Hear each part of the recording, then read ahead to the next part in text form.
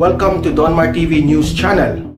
Nakatakda ng ilabas ng Senate Blue Ribbon Committee ang inisyal na report mula sa naging pagdinig ng komite sa umano'y biniling overpriced na medical supplies para sa COVID-19 response ng pamahalaan. Ayon sa chairperson ng komite na si Senator Richard Gordon, susubukan nilang mailabas ang inisyal na preliminary report ngayong linggo. Aniya, naging mabusisi ang kanilang report mula sa naging resulta ng investigasyon kung saan kabilang sa lalamanin ang mga individual na mananagot sa anti-graft law at paglabag sa procurement law. Isasagawa ang ika-12 pagdinig ng komite bukas matapos makansila noong October 12. Magandang sinabi ni Mr. Bongbong Marcos. Okay? At ito ang kanyang sagot doon po sa mga bumabatikos sa kanya at may tuturing na rin sumisira sa kanilang pangalan.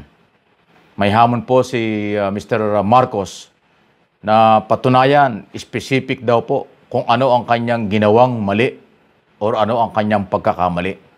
At willing daw siyang mag-sorry or magkaroon ng public apologies kung talaga hong mapapatunayan siya ay may maling ginawa.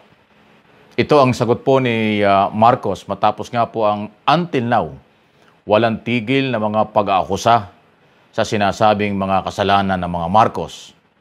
Patuloy po kasi na ibinibintang at dinadamay ang pangalan ni Bongbong Marcos sa kung ano man po ang meron doon sa martial law at ano man ang meron sa nangyari doon po sa kanyang ama, ang dating Pangulong Ferdinand Marcos. Kaya't ang kanyang hamon ngayon ay patunayan lang at willing naman siyang mag-sorry kung mapapatunayan niya at malalaman niya totoo na siya ay nagkamali. At kung wala naman, edi dapat siguro tumigil na yung pong mga kalaban sa politika at mga supporters, followers na mga iba-ibang kandidato dito ho sa ating nalalapit na national and local election. At yan po ay magandang pagkakataon para maliwanagan ng lahat. Kasi nararamdaman po na ata ni Mr. Marcos na araw-araw talaga ay may mga bumabatikos sa kanya, pero ang maganda naman sa side niya, kahit pa anong batikos, kahit pa ano po ang sabihin, ay lagi siyang nangunguna pa rin sa mga survey kung saan-saan ho ginagawa ito.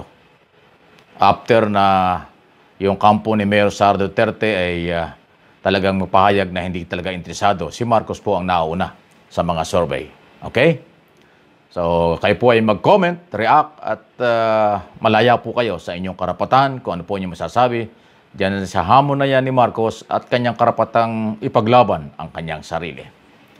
Samantala, tulad ng sinabi ko, mukhang malabo na talagang itong inaasahan ng lalo na ho yung mga DDS sa kampo ni Mayor Sara Duterte. Mukhang hindi talaga kakandidato. Alam niyo kung bakit? Kasi po yung Lakas CMD, yun pong partido ni Gloria Macapagal Arroyo, kung saan po ang isa sa mga official dyan ay si Deputy Speaker Butch Pichay, ay nagsalita ng wala na talagang pag-asa kay Sara dahil nagsabi na nga po at ilang meeting na talagang hindi siya interesado sa national position or sa pagtakbo sa Pangulo ngayong nalalapit na eleksyon.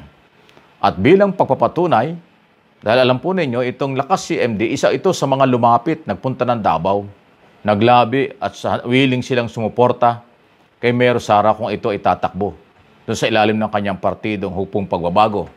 In other words, coalition.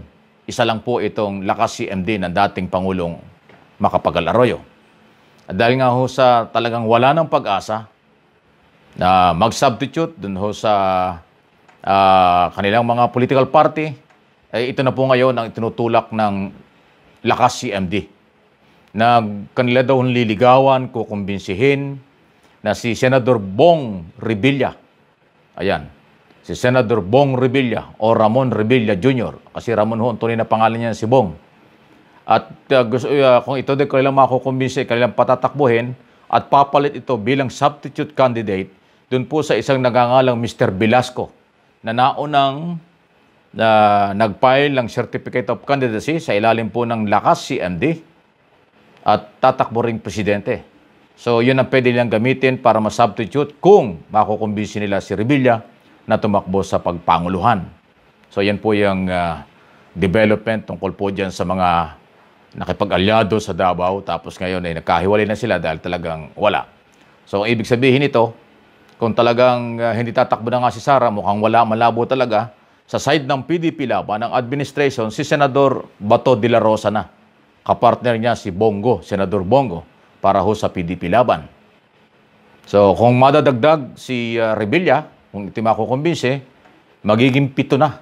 Ito po magiging kandidato nating pampanguluhan. Nandiyan niya si Marcos, Moreno, Robredo, Pacquiao, Lacson. Ayan, pampito nga si Revilla kung matutuloy. Yan na po yung mga developments sa mga panahong ito. Kaya atin pong aabangan kung ano po ang magiging galawan dito. At lumalabas na ito pong issue ng batas natin na umiiral para sa pag-substitute sa mga kandidato ay hindi naman nasasabi natin na papaglaruan, pero mukhang kaduda-duda talaga na mukhang nagagamit. Dapat kasi mabago na talaga itong batas na ito na kung sino ang nag-file ng original, hindi na pwedeng palitan. Dahil kasi parang nilalaro nila ang politika at ang taong bayan parang naguguluhan din.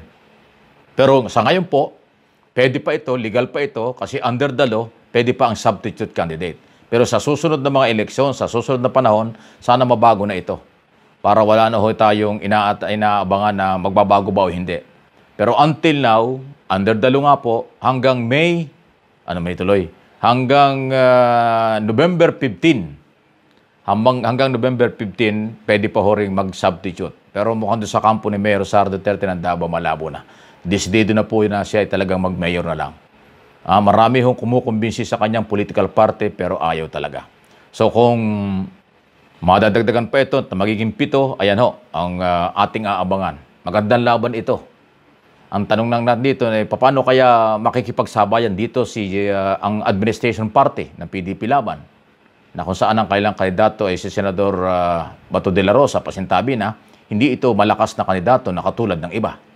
Kaya nga po, until now, tulad ng sinabi ko rin kanina, ulitin ko, si Marcos po at Robredo ang magkadikit sa survey at mga galawan. Pero don't panic.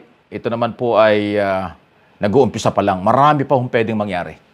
Tandaan niyo yung sinasabi ko. Marami pa hong pwedeng mangyari sa mga susunod na araw hanggang sa dumating na yung actual campaign. Kasi sa next year pa naman, February pa ho yung talagang kampanya. Ngayon po ay kanya-kanya ho ng pakita lang. Gilas kung ano ang kailan dapat gawin. Kaya, sige, abangan po ninyo ang mga mangyayari. At ako naman po ay nangangako sa inyo, ibibigay ko sa inyo ang lahat ng mga development para po sa inyong kaalaman, lalo na po yung ating mga kababayang malalayo dito sa Metro Manila at yung mga nasa sa abroad.